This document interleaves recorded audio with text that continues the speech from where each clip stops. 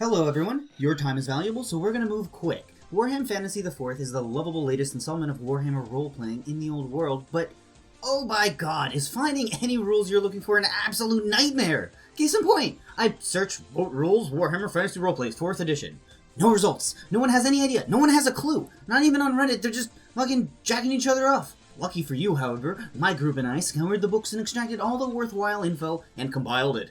So for starters, the death on the Reik Companion has loads of crunch on the stat blocks for boats, upgrading your boats, seasonal fluctuations of trade goods, tons of herbs, tables for foraging, tons of new diseases, a gazette on the strength, notable qualities, and exports of most cities and towns in the Empire, as well as rules for everything involved with rivers really, including a river bestiary, and crunch on magic and steam engine propulsion for boats.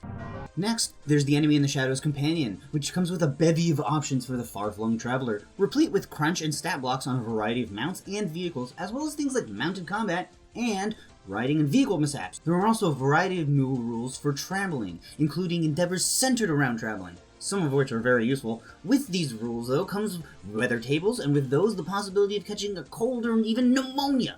Finally, there's a pretty nice mutation table in here. And speaking of mutants, you should probably check out this one-shot I ran in 2nd edition, of a whole party of mutants trying to escape a city during Pi Week here on my channel. Now, the power behind the Throne Companion book really doesn't have that much, and I think it's books like this one and the Empire in Ruins companion books are the reason why no one knows that these companion books even have such, crazy good rules in them. However, this one at least has some Estalian liquor, some Ulrican magic for priests of Ulrich, and a Middenheim provincial gazette, similar to the one in Death on the right. Wrapping up our companion books is the Horned Rat Companion, and as you might guess, it's all about rats! It's a real treat. Now, moving on to the actual out-and-out splat books, we've got Archives 1, which sadly was mostly a fluff book for halflings, elves, and dwarves, but it did have some crunch on new classes like the Badger Rider, etc. Not a lot of useful info in here though, unless your party is comprised of halflings, elves, or dwarves. I'm gonna build you a pair of runic mechanical balls and use surgical precision to sew them to your groin. But your manhood ought to be just so that I can kick them with my iron fucking feet, you twat! Archives 2, on the other hand, is full of crunch with a tad bit of fluff, as we see the rules and lores on playing ogres, but we also get magic items, rules for mass combat, endeavors to be taken before combat or war to help prepare, and we also get a bunch of star signs that give bonuses and minuses at character creation like skills or talents. Carrying forward the fluff from old editions, but actually adding in cool mechanical gameplay effects behind them. Now, the Imperial Zoo, as you might guess, adds a wide range of stat blocks for monsters, but it also adds in poisons, potions, armaments, magic items, and creature traits. A book you might overlook is the Middenheim City of the White Wolf, which comes with rules on Midden Ball, which is basically like a fun version of Blood Bowl, but soccer instead of football. It also comes with enhanced options for creating Nordlanders or Middenheimers and role-playing them. And finally, it does also have a bestiary centered around the local fauna around Middenheim.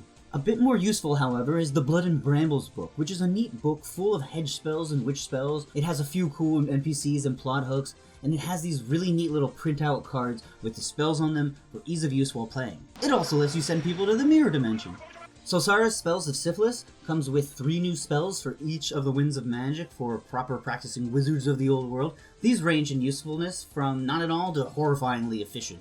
Finally, Up in Arms is the most recent book to come out, and oh boy, is it chock full of content. This is the equipment book, containing loads of new weapons including siege weapons, which were absent from 2nd edition, and supplementing these powerful arsenals are additional artillery crunch. So not only can you blast your enemies apart, you can actually have crunch for blowing apart buildings and walls. But you'll need people to crew the biggest pieces, and thankfully Up in Arms also includes rules on hiring firelings and followers. There are also loads of new ammunition types, and there are even martial endeavorers that allow players to learn powerful techniques that are seriously really good. Look at this, that's wow. Whew. Further bolstering things for martials, this book comes with additional soldier classes and talents, including the knightly orders, that also have enhanced mountain combat rules coming along with them, and even Dog of War mercenaries. And the Dogs of War mercenaries bring us to one of the most incredible things about this book, a Teleia allora! There's now rules for making Telean characters, playing in Teleia, There's even a gazette to help flesh out various towns of the Spaghetti Lands.